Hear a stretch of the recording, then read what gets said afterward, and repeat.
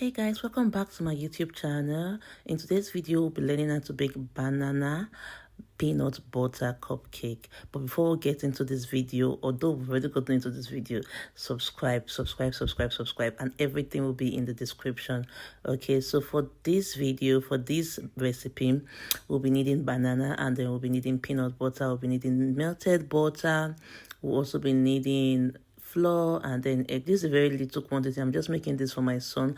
I love this because it's healthy, it's fresh, and it's very high in protein. It's very good for children. You know, you can just make it, keep in your house, and they can snack on it. So I'm making this for my son, for my family actually, my son, my husband, all of us will just snack on it. Okay, so first thing first is you peel your banana, your ripe banana, or any banana. Just peel your banana, your ripe banana, and then you mash it, or you can just go straight, put your butter, put your everything, and then sieve your flour. And if you want to use your scoop, your hand scoop, you can just mix with your spatula, or you can mix with your cake mixer, and then put a pinch of baking powder. That's like, maybe let's say like half teaspoons ish of baking powder, because this is like a very small cake. This is a very small cake I'm making. I'm not making a big cake. And I used brown sugar, but you can use any sugar of your choice. I'm also using a smooth peanut butter, but you can also use the crunchy peanut butter. That's also fine. When you're putting your sugar, just be very mindful, because banana also has sugar, so you should be careful. Some people say they don't even like to put sugar at all in their recipe. Some people just use only banana, so anyone is fine. If you want to use just banana, if you want to add sugar, if you want to do both, okay, that's fine, depending on what you're trying to achieve.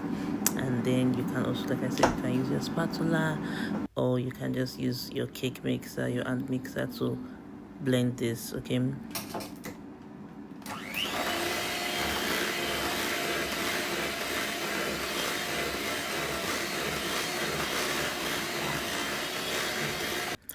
and this is it. If you want to add preservative, that's fine, but I don't really like to add preservative. And besides, this is just a small cupcake for my family. Okay, this is not business. And then you can also use cupcake paper if you want. So if you have cupcake paper, just put it inside your cupcake pan, and that's it. But if you don't have cupcake paper, or you just want to do this style I'm doing, you just use oil or butter, anyone, and then you just coat the pan, coat it with it. Then if you want, you can also put little flour in it.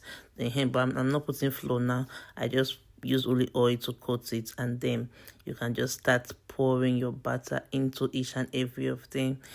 Try and make sure that they are the same levels.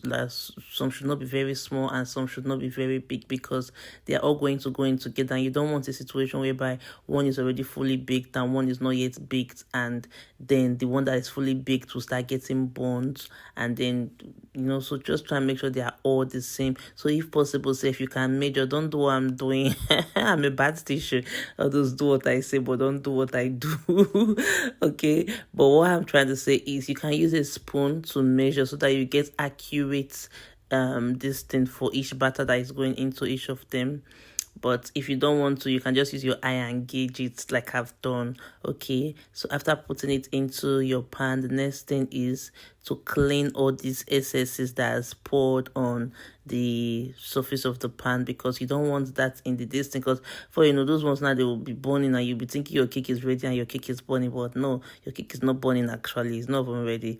Well, just clean all those excesses. That aside, is just good for your surface to just look cute and beautiful and everything. The next thing is level. You level it very well, let it be balanced.